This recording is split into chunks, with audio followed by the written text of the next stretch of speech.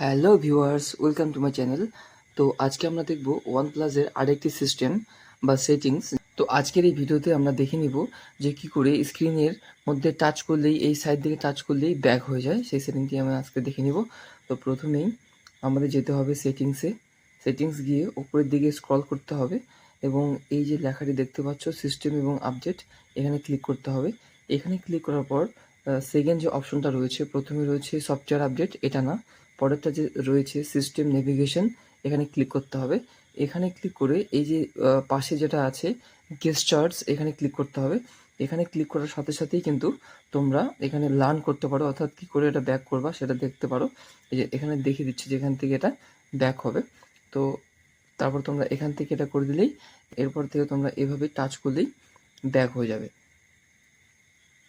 তো এভাবে তোমরা তোমাদের OnePlus ফোনে এই সেটিংসটি করতে পারো।